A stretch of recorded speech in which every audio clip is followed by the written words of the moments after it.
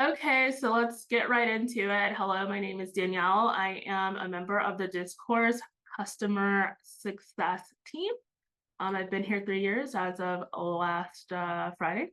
So welcome. So the first part of this presentation is really talking about the psychology of participation, things like that, because we had a lot of really good questions coming in. I want the last part of this webinar to be interactive, covering some of the top 10 themes that we found with the questions.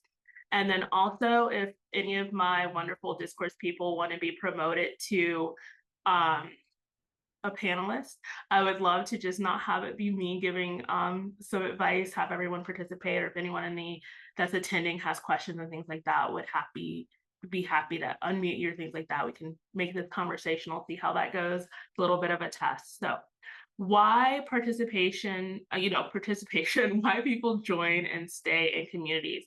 We're going to start with some of the basics because based off of, like I said, attendee surveys, some people are really new to this. Some people have been in communities for a while. So I want to touch on some basics first. Okay. The first thing is, what does participation really even mean? So maybe type it in the chat or something like that. Like, what do you think of when you hear participation? Is it posting? Is it replying? Is it reacting? Is it just lurking in communities like some of us do, just kind of lurk around? Um, Anyone have any thoughts on what participation means? Yes, helping, attending, engagement through reactions, all good answers. So we kind of want to look into it. Yes, that's a good one. Making your presence known. So more than lurking, right? If you're lurking, you're not contributing as much as it might be nice to just kind of sit in the background. It's not the same. So participation really means different things for different communities. So if it's a help desk type community, it's quick answers, being able to find quick answers or answer other people's questions. If it's a community kind of around more advocacy, it's showing up and sharing. If it's product, it could be feedback and use cases. So users giving feedback to the community as a whole, certain products that that company promotes, certain services, anything like that. And really participation equals shared momentum. So it's not just about checking boxes like, hey, we had 5 replies or this many people signed in. It's about creating an energy. And that is what moves your community from passive existence to active presence. Because what we want is people to be active because that's really the sign of a healthy community in most cases. This, don't take this as gospel or anything, but for the purposes of this presentation, I kind of put together a definition for community. So it's any repeated action that contributes to shared value through conversation, connection, or contribution. So even small actions can compound into community momentum. So what are small actions? It could be everyone participating in a poll, everyone putting a reaction on a post, things like that that create value around the things that are in the community. Now, one of the teasers in our invite was the psychology of participation. So why do people participate, right? So we have things like belonging, purpose, identity, utility, and reciprocity. I did some research. I'm gonna put up some facts. You can take that at face value, or if you want to analyze it a bit, certainly. I see some really good communication in the chat. I will come back to that shortly. But yes, adding value and talking. And what's the difference between replying and reacting? Replying is writing something like, hey, this was super helpful to me, etc. And reacting would be, putting a heart on it, putting a reaction or something like that. All right, so let's dig into a bit into the psychology. So why do people engage in communities? So one of the things we can say is belonging and social connection. People crave connection. So if you're familiar with Maslow's kind of hierarchy of needs, belonging is a fundamental human need right after safety. Communities are a modern form of belonging, especially when people feel seen, heard, or appreciated. So that's one of the reasons why people might participate in a community. And you can interpret that in a lot of ways. If it's a gaming community, it's connection to people who enjoy the same thing that you do, who might have other insights, right? So connection is going to be our top one. Then we have purpose, meaningful contribution. So when people understand the why behind a community and how their participation supports it, they are more likely to engage. So this ties into what's called the self-determination theory, which says motivation increases when people feel purpose, autonomy, and mastery. And when we talk about the why behind your community, that is going to be a theme throughout this entire presentation. But luckily for you, we have an office hours or previous office hours on determining your why, like community manager mindset, as well as one is getting buy-in and presenting your community as a business case. I will be I can't talk today. What is happening? I will be linking that in the recap post of this webinar, which will go on meta.discourse.org. All right, so then we have identity, shared values or roles. So sometimes it's practical. They're here because they need an answer, a workaround, a best practice. Communities that are quick, relevant, and searchable earn repeat visits, and that's from the behavior model for persuasive design. So sometimes it's just very practical need. Then we have utility, so that's problem solving, getting help. Participation reinforces identity. So when someone sees themselves as a power user or an advocate or a helper, that identity becomes sticky and they keep showing up. So that's derived from social identity theory. And that's just like a really important thing as well when we discuss some of these things coming up is recognizing members of community and tying into that utility and problem solving is what can drive participation quite a bit. And then reciprocity, give and get culture. Humans are wired to return favors. When someone helps you, you're more likely to help others, help them back. So this leads to like a flywheel effect. So get help, feel grateful, contribute, someone else benefits, repeat. And that's from the psychology of persuasion. All right, so now we are going to get into key motivators for community participation. So the first part is just some general psychology. Hold on one second. I am going to promote one of our discoursers, our amazing director of product, to panelists. And I think that should have just worked. Yes, great. Awesome. If anyone else in this course wants to be promoted to panelist, just let me know. Okay. So key motivators for community participation. This is one that is backed by community-specific research. And we kind of have it Family Feud style. I don't have a buzzer. There's not going to be anything crazy, but I just want to initially ask, what do you think? What are some of the key motivators for community participation? And these are listed in order from the research I can find for things that are weighted. So does anyone have a guess on what the number one key motivator for community participation could be? Gamification, that's a good guess. Any others? Can we get 2 or 3 more guesses? Money. Status, okay. Feeling valued, all great answers.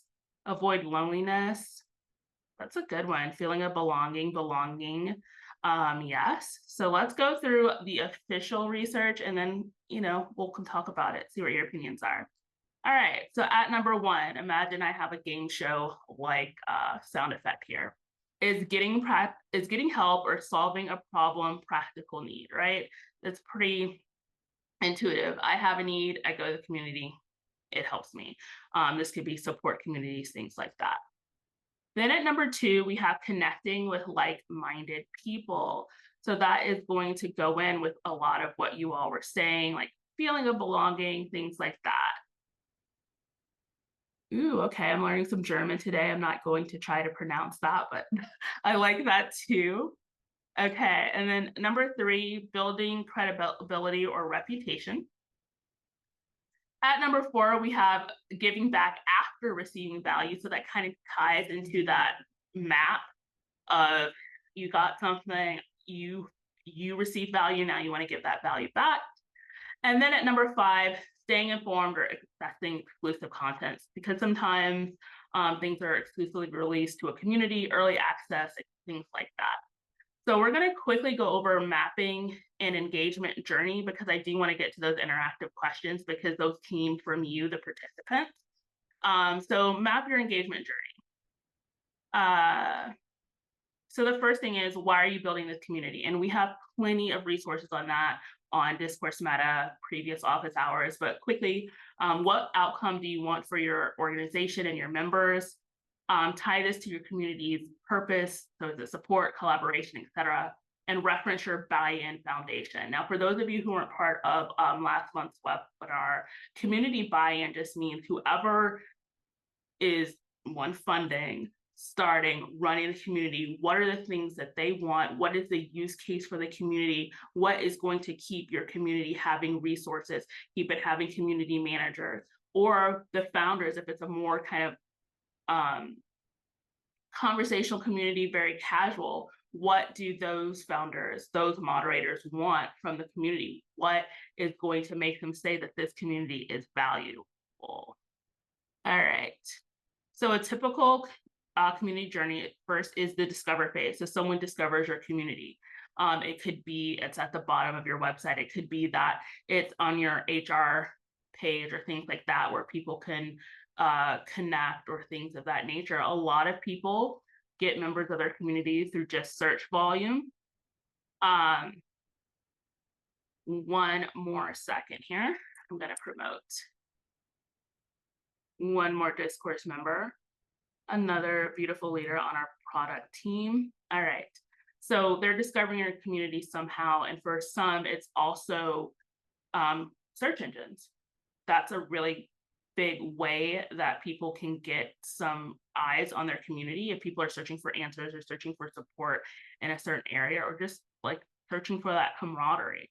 I used to be a member of beauty communities to see like what products work particularly for people like me with my skin texture, with my skin tone, things like that. So it's for everyone to kind of discover something.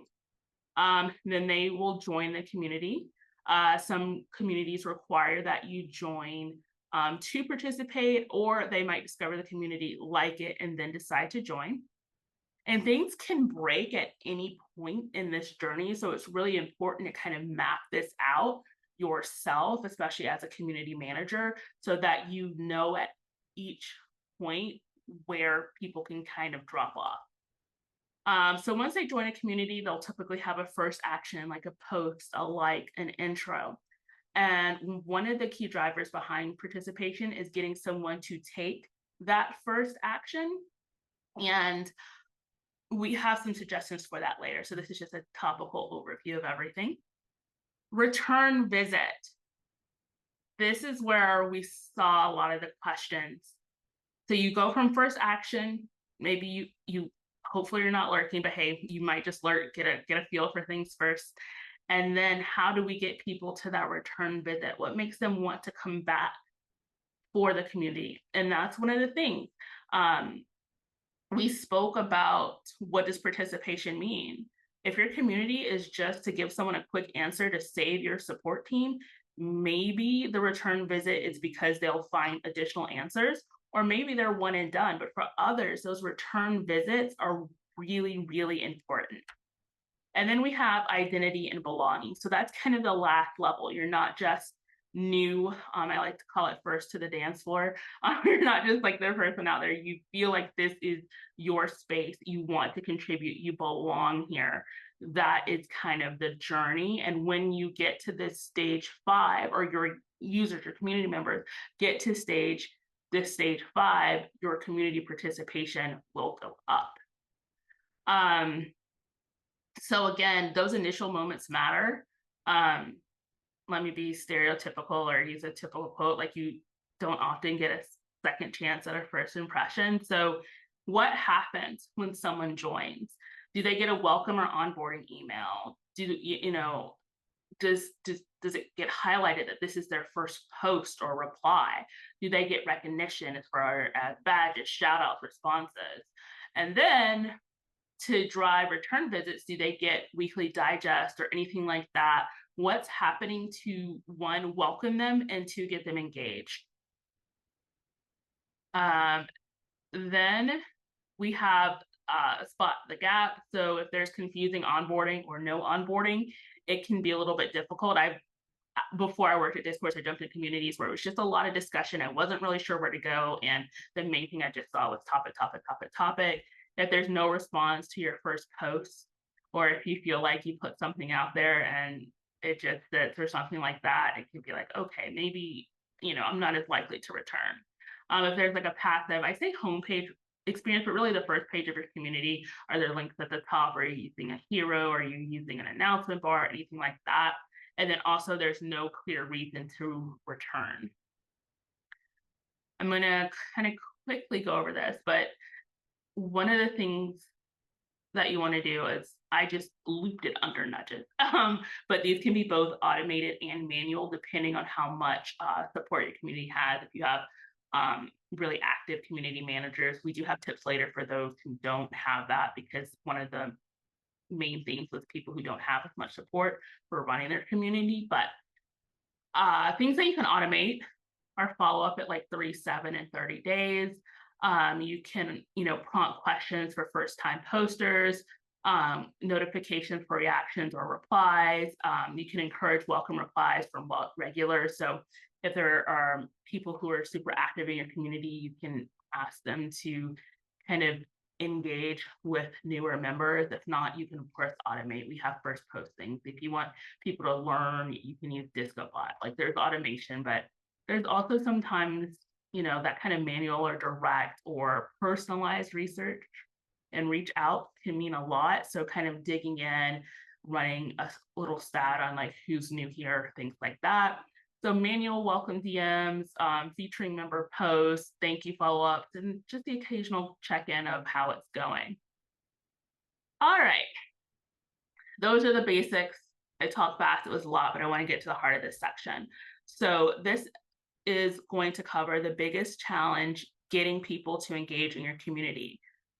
There were hundreds of responses to this, and I grouped them into themes. And this is where I'm really hoping Dave and Lindsay and anyone else can help me out with this, because I do have some suggestions, but I want everyone's opinion.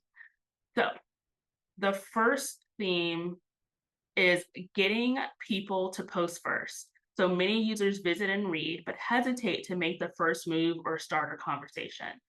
So what can we do here?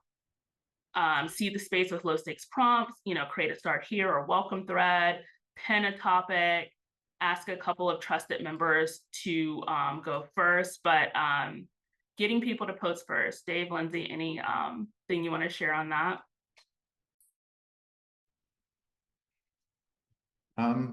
Yeah, I really think what you mentioned earlier about the different types of communities matters a lot here. So what are you expecting from your members when they're first joining? What's the purpose of them coming? And can you align that with what you're expecting them to first post? And even whether you are expecting them to post immediately as a first action or to spend some time reading. But I think like a go-to is certainly the introductions topic here. Hey, come in here. You can see that other people have introduced themselves, and there's some norms or patterns around what people say about themselves or don't, and you can do that too. I'll throw out one other idea. If your community uses chat, a chat channel can be a really nice low stakes way for people to get involved. It feels a little less formal than writing a topic or a reply. So having a welcome channel and chat or something where people can come in and say hello and introduce themselves, not unlike what we did here, where I was saying like who we are and where we're from, can be a nice way to get people involved. Awesome. Thank you. So we're going to move on to number 2. And then I do see that we have one question. There will be a formal Q&A at the end. So don't worry, we will get your questions answered. All right. Low participation after launch. This is another one that came up quite a bit. So communities are started but fail to gain momentum, resulting in very few posts or ongoing activity. So some kickoff ideas for that are create a 30 or 60-day activation plan. So maybe you have posts, you spotlight members, there's many challenges. Maybe you ask some members to participate. You share wins or milestones, like what is going to get people excited, and do you have that journey mapped out? Is it that, hey, people join my community and I'm expecting them to just kind of self-navigate, or am I guiding them along some kind of path that's tied back to my why or tied back to my business case? Any other thoughts on that?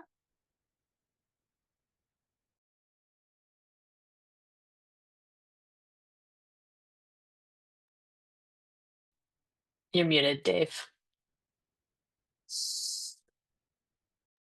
Well then, here I am. So yeah, you mentioned, Danielle, tying it back to the why. Could you say a little bit more about that?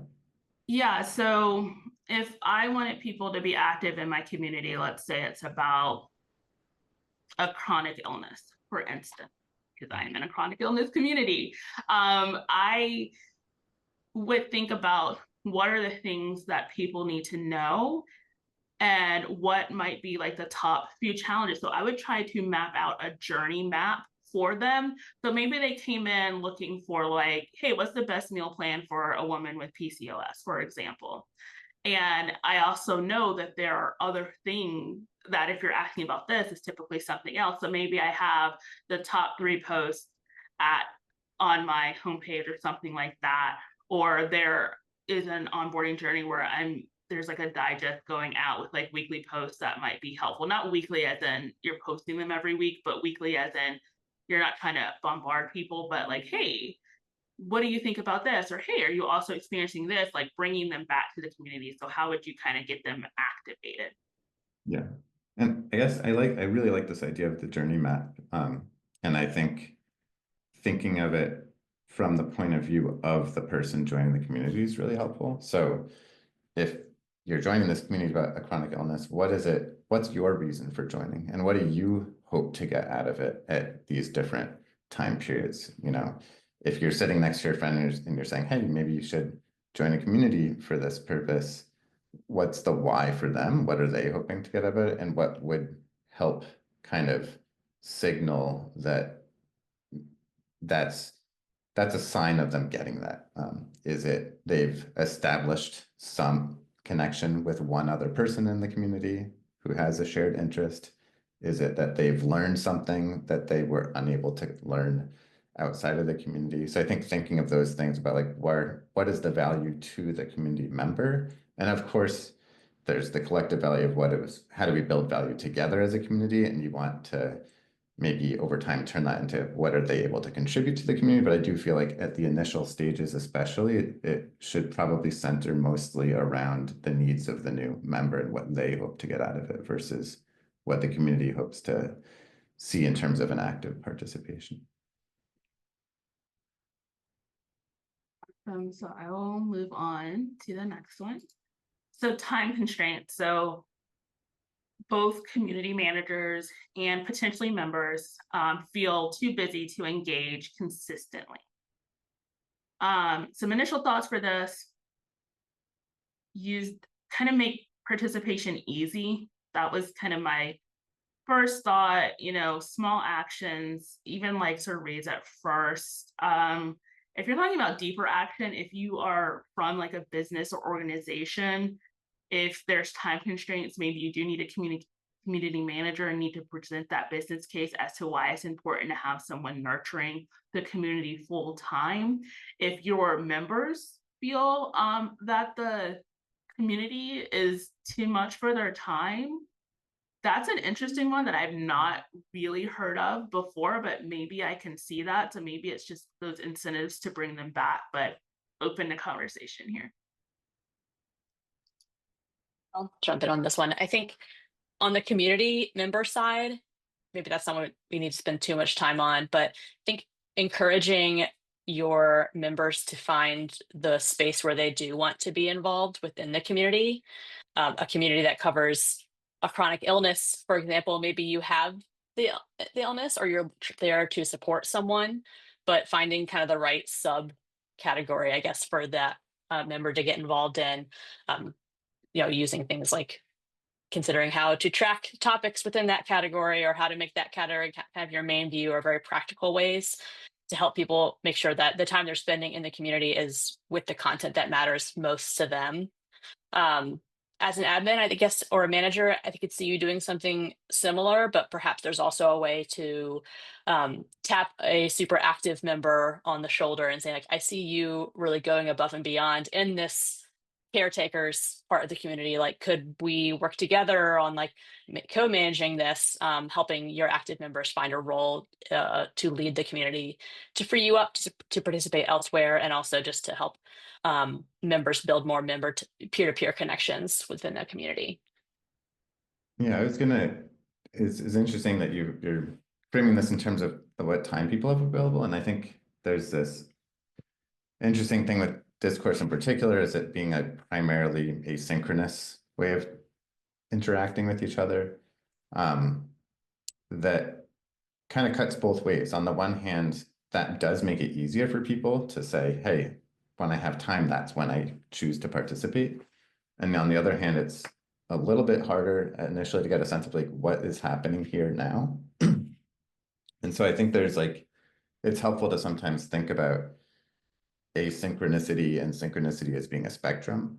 And so there may be good reasons to say, what is it that we want to be engaging with the community as a whole about right now? So is there a kind of, are there a small number of discussions, or maybe even one, that you're really focused on facilitating over the course of a certain time frame that actually kind of meets the needs of what you really do expect? So do your members, are you expecting them to show up there every day, or is it once or twice a week? And if it's closer to once or twice a week, then these discussions might be something that span 1 or 2 weeks. That's the amount of time that you expect people to be able to actually come and interact, come back and participate in some of the discussion that's been unfolding. So what discussion are you kind of facilitating over what time period is another thing that I would consider, especially with discourse. And related to that, I think another kind of aspect of how discourse works and how forums work is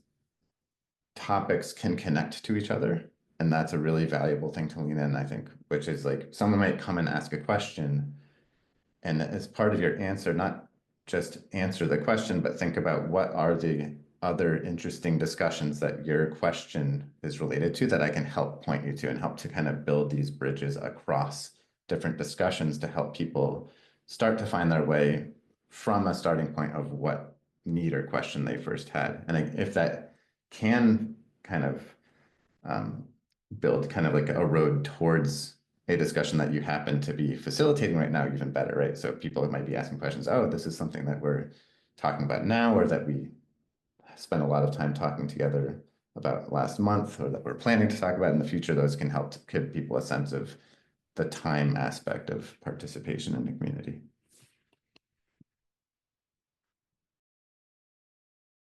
Awesome. And then just one other tip, if you are on kind of the moderator or what have you side, whatever that admin is like, if you don't have time to participate in your community, if community is a priority for you, I am not crazy in saying that, people are like, oh, just make time for the things that you like. Like, I understand that if you are working 10 hours a day or something like that, it's difficult and what have you, but I would think of like the day that's least busy and put it on your calendar, even if it's like 15 or 20 minutes, just to engage with some of the things that tie to the key metrics.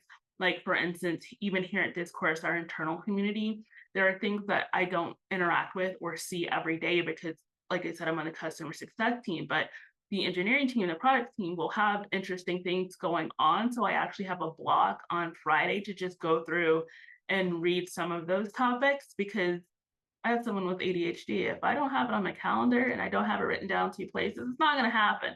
But it's like it reframed me thinking, oh, I don't have time to catch up on all of these topics, to me saying, these are the 3 tags I really want to follow and dedicate 20 minutes to each week. Because that could be helpful, because even just like a little bit of progress is better than just the complete feeling of overwhelm. Okay. Lack of icebreaker or starting points, uncertainty around how to kick off conversations or guide first interactions. Suggestions. So on board like it's a product, give them a first 3 things to do message. You know, you can use tooltips, banners. You can have, like I said, those future posts, suggest someone to follow, things of that nature.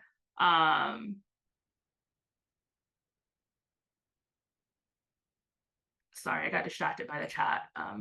But yeah, just how do we get those icebreakers set up, or those starting points set up, I guess would be the main question around this theme.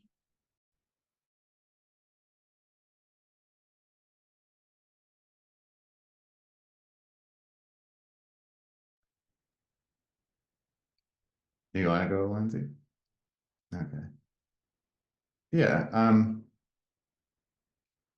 This, to me, this kind of just echoes what you're saying before as well, Daniel. Like if we're thinking about what's the it here, I think is actually the important piece to call out, which is that it's the community is the product in a sense when I read this statement. So it's not just the tool, like it's the tool or tools. There's some chatter going on right now about how discourse can kind of work alongside or with chat groups, or how to deal with chat groups in communities in general. But I think if we look at like, I'm taking as a community manager, I'm taking some responsibility for trying to kind of design what this community looks like and how it evolves over time. You can't do that alone. You don't have control over people, but you have control over certain things, and you have influence over other things. And so I think like thinking about what is the experience of this community that I'm trying to make true, or make into existence, and thinking about it like a product. And kind of the flip side of that is thinking about what is the user experience of the product. So as a new member to a community, again, think about it as not just the tools, but I'm part of this community, which is a bunch of people and the things that they talk about, and the tools where they happen to talk about these things. How do I want that experience to unfold over time?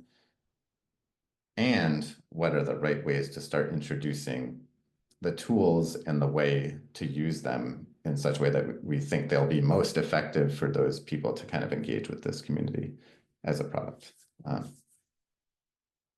Yeah, and I guess the other part of it, when you talk about thinking like it's a product, is to think about it as evolving over time, and there's only so many things you can change at once. And so you have a community that exists today, you've got your current reality, you've got maybe your vision of what you want it to look like in the future, but what do you do next? Like, what's the first feature that you want to prioritize adding to your community, and thinking about how you build that over time. I got a little off track with the onboarding part and focused on the product part here.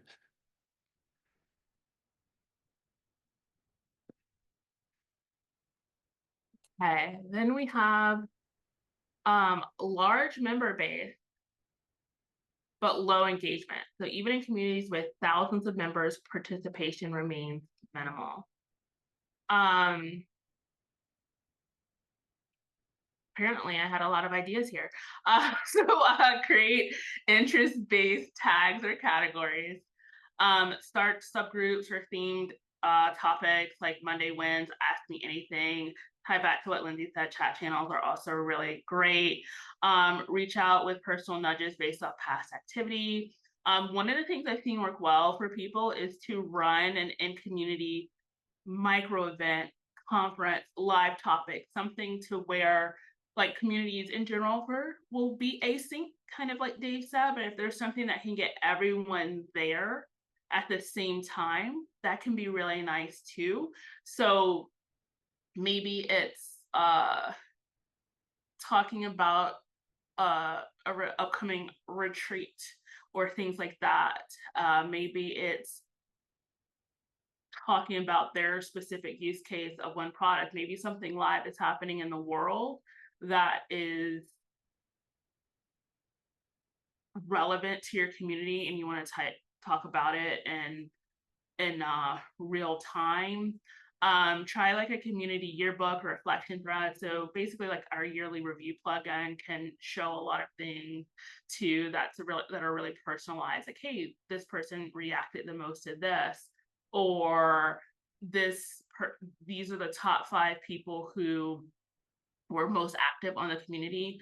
I believe we do have this in Meta running like our yearly review plugin, but I can link to that too when I repost this on Discourse Meta. So basically it's just like a recap of everything. It's like whereas think about like Spotify year in review, or how everything now gives you like a year review, like these were your top songs, or like these are your top members, things like that. Build incentives without feeling like bribes. This one is kind of personal to me because when I joined one of the chronic illness um uh communities, the first thing like after you post are like, hey, buy our t-shirt, or hey, this and this, and that does not feel genuine, right? But or if there's like an exclusive badge or flair, people love things like that. If they have early access to something like a beta feature, an event, content, that's good. Community profile highlights, a spotlighting member of the month is really cool. Doing like for instance, Discord doing customer interviews. I like reading those and seeing what other users of Discourse had to say. I've seen this a lot in kind of internal communities. Kind of like employee of the month, but a little bit more cool and polished than that. Or if you have a small high trust group, kind of goes back to that utility, the sense of belonging, things like that. Like you're in this exclusive group within a group, and probably going to say this a million times, revisit the community purpose and buy-in. And again, it's like these are the things where you have the members, but the community feels stagnant. Just think back to why did people originally join? What were our original initiatives? Are we on track for those? Have those changed maybe? And then how can we facilitate that within the And I think I would just add on that last point, um, maybe it's time to validate whether your assumptions about why people are there and what they want out of the community are true. And if you have a lot of members that you have access to, take the question to them directly, I think is, worth doing. Why are you, what are you looking for out of this community? Like, why haven't you participated more lately? Have those conversations with your members to learn whether how you've been thinking about this is correct and whether the community is still serving their needs. People might join a community to get an answer to a specific question, and then get involved through some other way and then lose touch over time. So figure out maybe by talking to them one-on-one or in a group setting or through a survey or something like that, how you might, re-engage those folks that are there but not participating at the moment.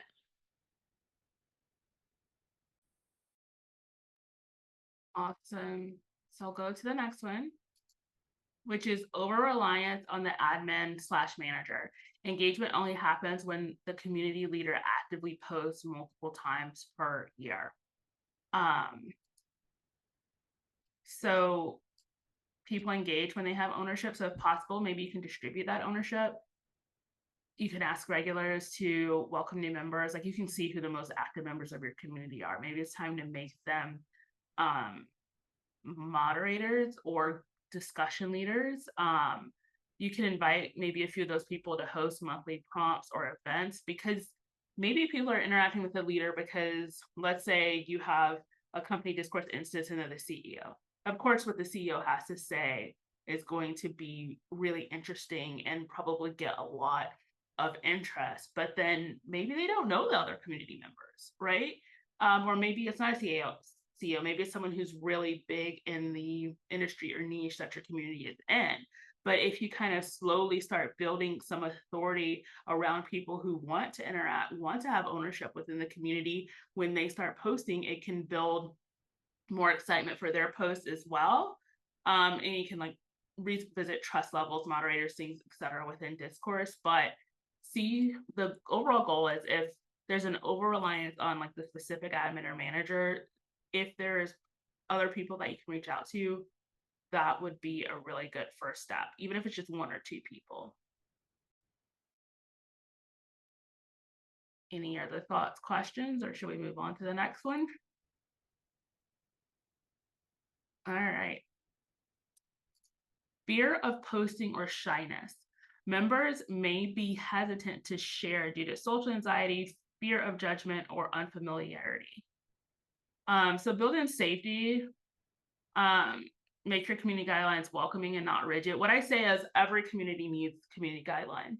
You need, we have like the review queue, things like that for things that are flagged. But I will say if I go and I see like 20 community rules and they're really strict or a little bit snarky, I might be like, okay, I'm not comfortable. Or if things are so specific, I might feel like I don't know where to put what I want to post, so I'm not going to put anything at all. So even if it's, hey, we do have these 10 rigid community standards, but hey, if you're new here and what have you, this category is a safe place to get started or something like that.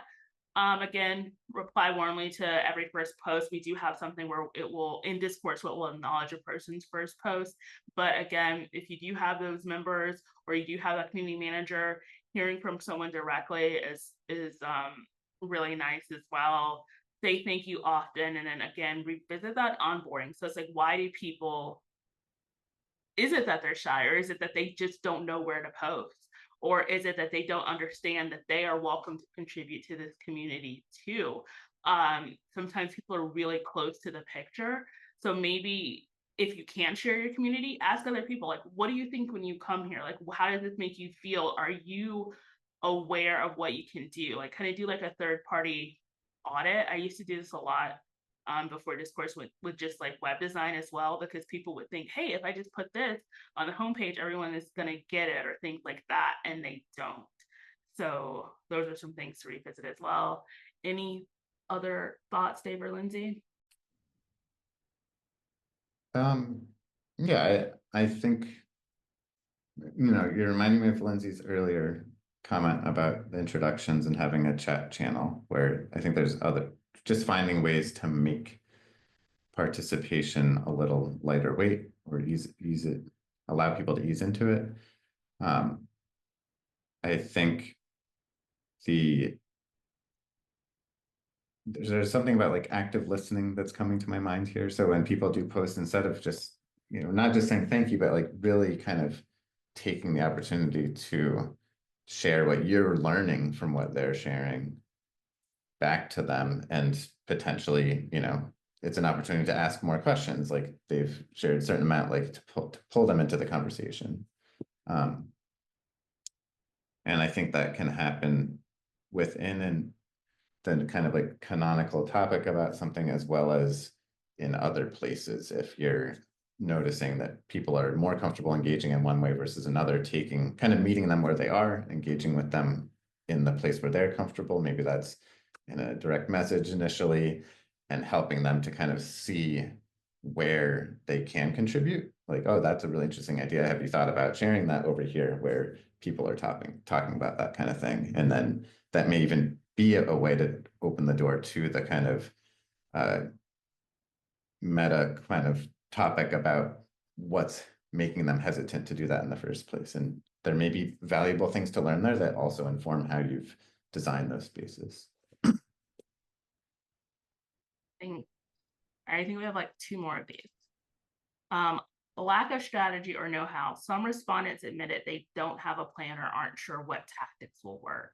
So you've started this community, maybe you've heard, hey, I need to have a community. You started it and it's like, now what? What do I do now? So you can adopt a basic framework, welcome, first part, post, feedback, recognition, and then a loop back, kind of like that journey map that I said before. That's always something ideally you would do before starting the community, because it's like your blueprints, it's your plans, it's like almost like an event or anything like that, or they're visiting your home, like where's the door, where do they go next, like mapping out that journey.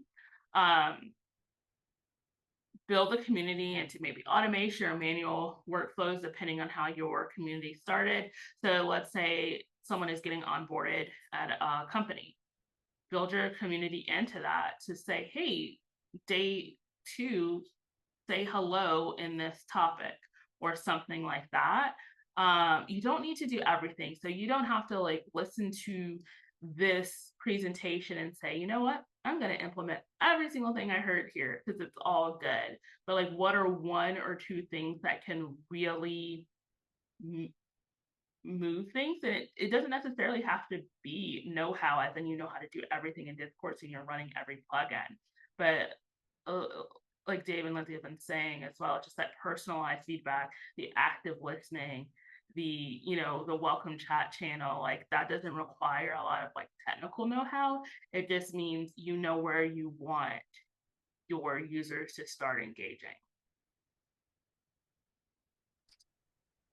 I think a really valuable resource is also taking a peek at what communities like yours are trying.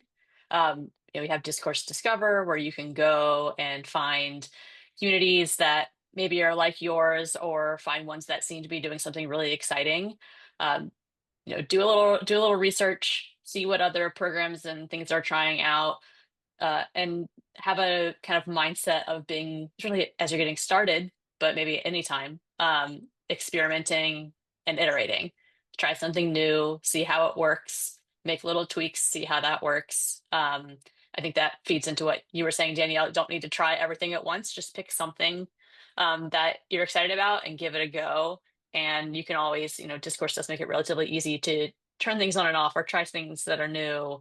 There's new things coming around all the time. So being open to trying something out, and moving on if it doesn't work, or digging in and trying to uh, iterate it to a point where it does work better, can be really useful.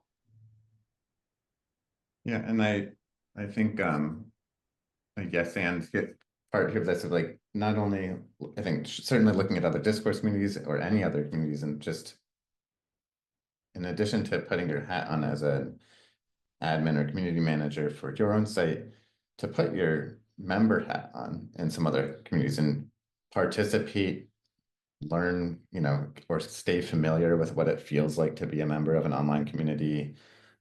Keep an eye out for which types of kind of things that other communities do feel good versus don't feel great. And then occasionally look at your own community through those lenses too, if you can, sign up as a with a different email address. Not that you should necessarily go in and sock puppet or anything like that, but walk through the steps of like, what does the onboarding flow actually feel like today? Is it still what I remember it being when I set it up 2 years ago, or has it changed substantially and I forgot and it's no longer really fit for what purpose today? So I would regularly secret shopper your own community type thing. Secret shopper, I love it. That's a really good idea. So I believe this is last or second to last, but this just ties back to anything, but I did want to include it because the term value proposition specifically is used a lot in the registration. It's members don't immediately see why they should engage or what's in it for them. Oh wait, we do have one more after this, but it's kind of clarify the promise of your community. What can they only get here? Success stories doesn't necessarily mean like, hey, here's a review of our community, but it can be like a post that has a lot of activity where a lot of answers were shared or ideas were shared, things of that nature. And then you can reinforce value throughout community, like in your header, welcome message, and email, etc. So it's not that there's a discourse community. The discourse meta.discourse is where you can come and learn about the product of discourse. There's documentation. It's where the value proposition is where you can interact with other people, like people who use discourse and things like that. A lot of times, sometimes people like get answers through other people who are trying to do things like them. So within that, everywhere people kind of touch, there should be that value proposition so that people can understand what the community is, versus just having a community for the sake of community with just some topics up there, and it's just like feels a little bit just like empty discussion. You always just want to drive that point home, your value proposition home in some way. All right. Yeah, Over to Dave. I'm imagining there like either you have real stories already where you might have heard some of your members saying, I'm so glad I joined this community. It's allowed me to ... that I could never have done without it. What's in that? What's the blank there that you're filling in that you've been able to fill in? Or if you're not there yet and you're starting it, it's kind of a new thing that you're getting going. Like, what do you want people to be able to fill the blank in there? What is it that people will say, I couldn't have done this without joining this community? And it could be those things could be kind of seemingly very small, but very meaningful. And I think it's still helpful to try to kind of fill in those blanks and be able to tell those stories and try to make them real. And then our last one, we've seen it a little bit in the chat, and I saw it a lot in the forum. Competing platforms. Some users prefer platforms. Facebook was namely mentioned, making it harder to transition them to a new space. Here we've heard WhatsApp. I forget the other ones that I saw. So it kind of ties back to the last one, but dig into the why here. Maybe, I mean, you're not telling people to never use Microsoft Teams, for instance, but you can highlight things that don't happen on other platforms, like deeper discussions, fewer distractions, organized structure, real replies, etc. You can showcase or retrain on features that matter to your community, like, personalized notifications and search. Search is a huge one because, in a perfect world, you would bookmark a topic that you're interested in. But let's say I need to revisit something, or I need to know something that I've not seen a topic on. That search feature is so good for that, because in other, forums, apps, things like that, it is so hard to go back and find something or search for something relevant.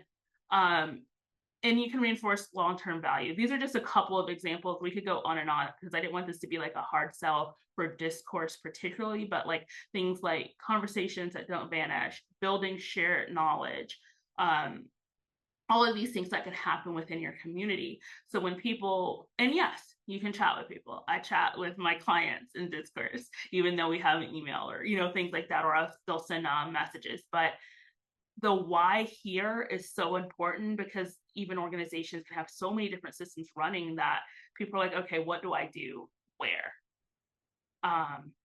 That's my soapbox. I'm not open to other thoughts and ideas.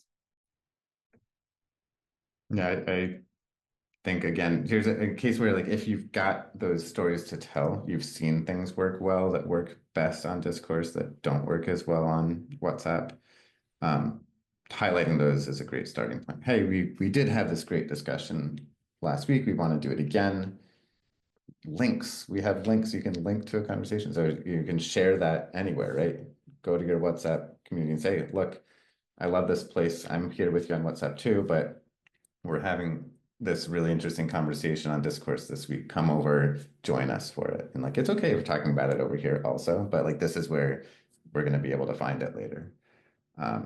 If you're looking to create news stories about where discourse can meet a need that other platforms can't, then I think having an experimental mindset is helpful. And so Lindsay was talking about that earlier as well, but you can say, we want to try something this week. Like, admit that it's not a foregone conclusion it will succeed. We're going to try something new. It might fail, but we are going to learn something from it. And if it doesn't work perfectly, we're going to decide what to try next. Maybe it's an iteration of the same thing, or maybe it's like, yeah, that just isn't what we want to try next at all. We're going to try something completely different. And so I think being able to just try new things and to get people to kind of play along with it's okay to try new things together and making that safe. You've mentioned making things safe before, Danielle. So we're just gonna do a book club this week, you know, on Discourse. It's only I'm asking for a week of commitment. Those who choose to sign up, try it. We learn something together. At the end of this week, we're all still gonna be here where people are comfortable. So I think those are things I would throw out there as well. And I'll go back to talking to your members. Again, you may have an assumption about why they are preferring a certain platform or why they're sticking with it.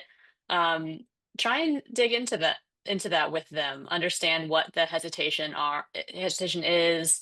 What are they missing from?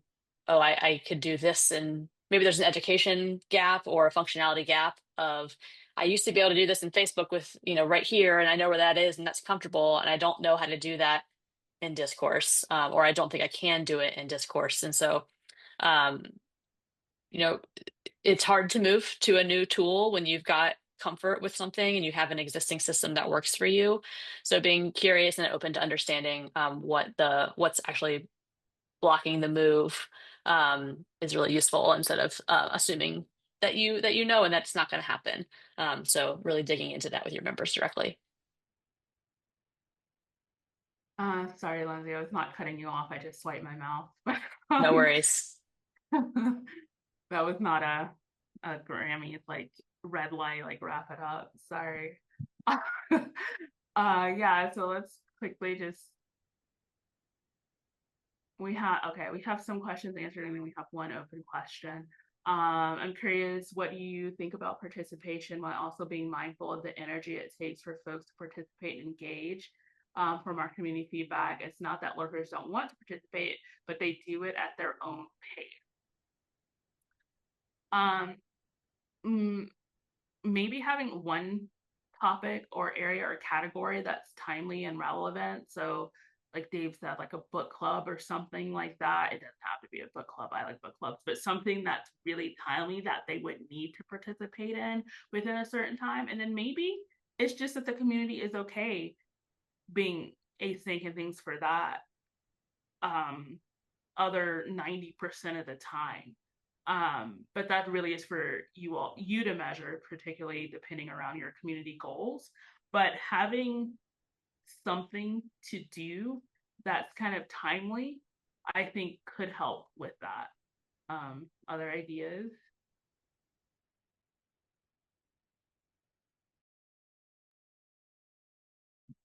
Yeah, I was reading the chat messages. What was the question, Danielle?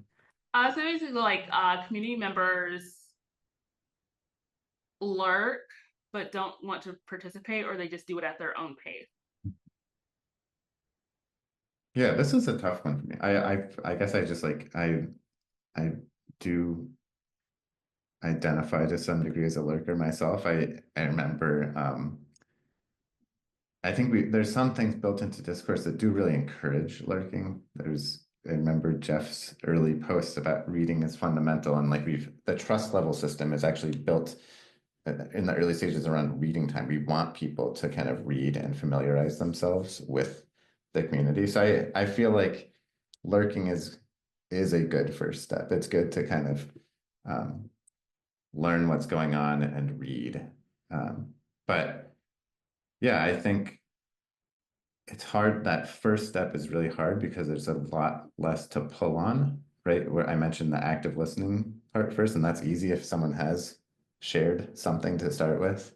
But if there's folks who are really just reading and they've never replied to anything, then I agree with what you said, Daniel, like having kind of teeing up these kind of like invitations to participate does feel like the best move to make there. Like, what is it that you might look at? You could crack open Data Explorer and see like what are the people who read who have never posted, what are the things that they're reading, and try to frame invitations for discussions that are targeted at their interests. But yeah, this is the one time I've really been in the position of doing this. I had the advantage of like interacting with a lot of people in real life as well as on the forum I was managing. So it was easier for me to just say like, hey, like, I know you know about this thing, you should post about it. Doing it all online is a different game. Ryan has an idea about making a personal connection via chat with everyone that joins. It's also, I think, a pretty solid one. You've established some connection already, and the door's open then to kind of talk about how to participate or probe about what their interests are to see if that's something they're interested in doing.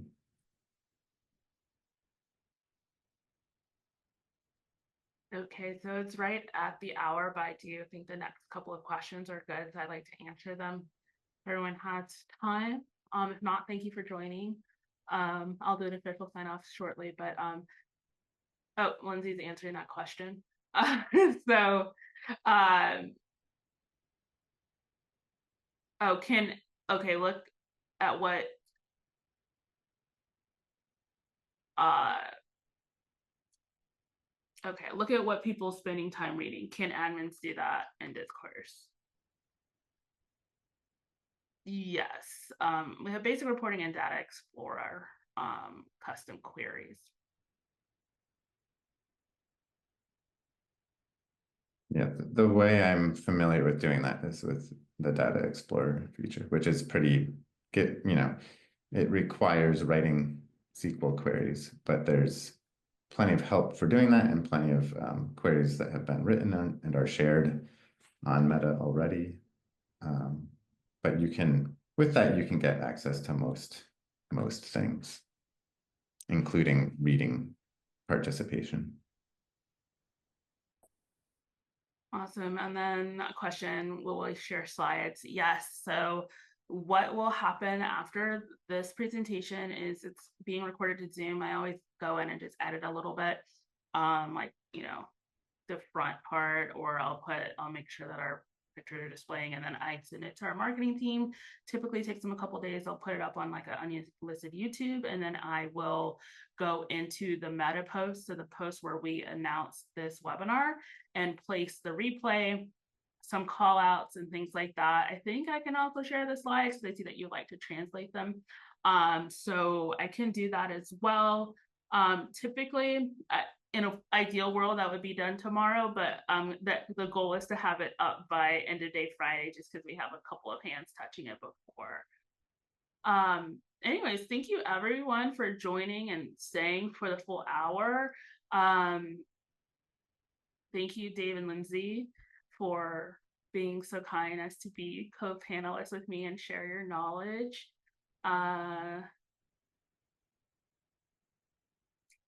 Yeah, so yeah, that's some question about Data Explorer. Yeah, it's available to a certain level.